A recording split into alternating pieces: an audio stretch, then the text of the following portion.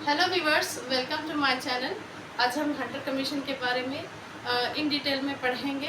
उससे पहले मैं आपसे एक बात कहना चाहूँगी कि कोई भी एग्ज़ाम रहो, एज़ पर सिलेबस ही क्वेश्चंस आते हैं।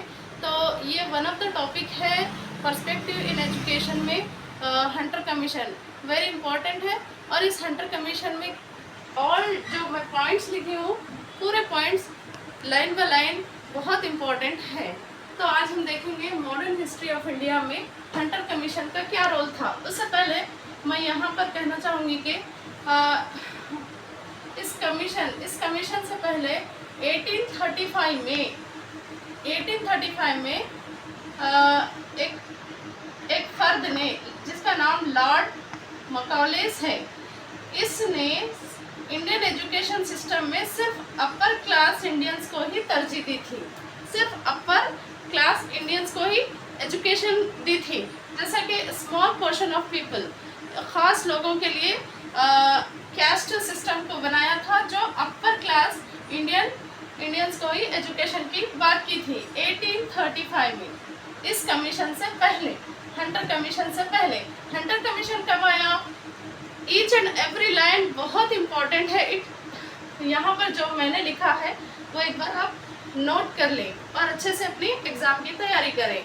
ये कमीशन 1882 में आया। इससे पहले 1835 में लॉर्ड मकॉलेस का जो सिस्टम था, एजुकेशन सिस्टम था, सिर्फ अपर क्लास इंडियन को ही तरजीह देता था।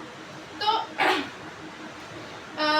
ये जो लॉर्ड मकॉले ने एक थ्योरी पेश की थी, उस थ्योरी का नाम है डाउनवर्ड फिल्टरेशन थ्योरी। लॉर्ड मकॉले की थ्योरी का नाम है डाउनवर्ड फिल्टरेशन थ्योरी। ये थ्योरी सिर्फ फिल्टरेशन के ऊपर काम करती थी। फिल्टरेशन मीन्स सेपरेट करना, अपर क्लास इंडियन को चुन लेना, जस्ट उनको ही बड़े एजुकेशन में आगे बढ़ाना। इस थ्योरी को ख़त्म करने के लिए वुड डिस्पैच आया। कहाँ पर है? वुड डिस्पैच आया। इस थ्योरी को ख़त्म करने के लिए वुड डिस्पैच ख़त्म किया। तो 1882 में हम और एक वीडियो में वुड डिस्पैच के बारे में इन डिटेल में पढ़ेंगे, लेकिन अब हंटर कमीशन को समझने के लिए जस्ट आप इतना याद रखें कि जो लॉर्ड मकॉलेस की थ्योरी थी डाउनवर्ड फिल्टरेशन थ्योरी, इसको किसने ख़त्म किया? वुड डिस्पैच ने। वुड डिस्पैच के बारे में हम दूसरे वीडियो में इन डिटेल में पढ़ेंगे। और इस हंटर कमीशन ने वुड डिस्पैच का जो सिस्टम है, उस एजुकेशन में कितना इम्प्लीमेशन हुआ, कितना ग्रो कर रहा है एजुकेशन सिस्टम, इस पे नज़र रखने के लिए ये कमीशन लाया गया।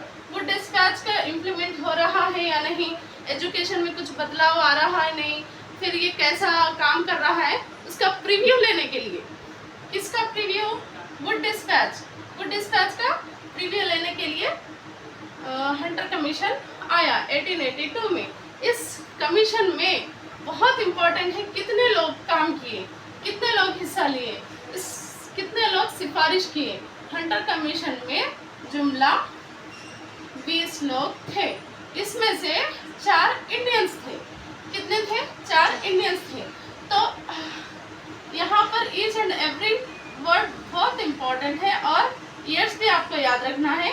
इस कमीशन के चेयरमैन कौन थे वो भी याद रखना है, sir William Hunter. Hunter commission के चेयरमैन कौन थे? Sir William Hunter. इसीलिए इस कमीशन का नाम हंटर कमीशन रखा गया, जहां पर ब्रिटिश गवर्नमेंट ने फर्स्ट जो कमीशन लाया था उसको हम first Indian education commission, Hunter commission कहते हैं। ये भारत का पहला इंडियन एजुकेशन कमीशन था। यहाँ पर और एक बात गौर याद रखिए कि गौर कीजिए, सिर्फ ये कमीशन किस पर काम करता है, ये कमीशन किसका रिकमेंडेशन देता है? प्राइमरी एजुकेशन, सेकेंडरी एजुकेशन, सिर्फ प्राइमरी और सेकेंडरी एजुकेशन पर ही रिकमेंडेशन देता है ये कमीशन। बच्चा एक प्राइमरी एजुकेशन हासिल करने के बाद सेकेंडरी एजुकेशन करता है। सेकेंडरी एजुकेशन हासिल करने के बाद वो अपनी मर्जी से यूनिवर्सिटीज़ पढ़ाई करने तो भी जाता है या फिर छोटे मोटे काम जैसे कि वोकेशनल ट्रेनिंग लेने के लिए जा सकता है। इस कमीशन ने ज़्यादा जोर किस पर दिया? Primary education and secondary education. तो ये था हमारा हंटर कमीशन। अगर आपको ये हंटर कमीशन समझ आया, अगर कुछ टॉपिक्स पर्सपेक्टिव इन एजुकेशन में समझना है तो आप मुझे कमेंट्स में लिखिए कि कौन सा टॉपिक डिस्कस करना है। जो भी है हम लोग डिस्कस करेंगे।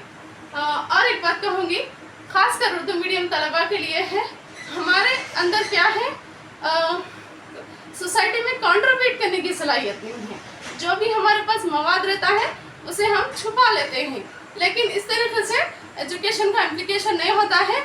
आज हम सब लोग उर्दू के खात्मे के लिए जिम्मेदार है। धीरे धीरे Urdu medium schools English medium schools में मर्ज होते जा रहे हैं। इसके जिम्मेदार सिर्फ हम खुद हैं। हमारी सोसाइटी में आप भी कंट्रीब्यूट कीजिए, नॉलेज को फैलाइए। नॉलेज बढ़ने से बढ़ती है। अगर आप मेरी बात से सहमत हैं तो मेरे वीडियो को लाइक, शेयर एंड सब्सक्राइब करें।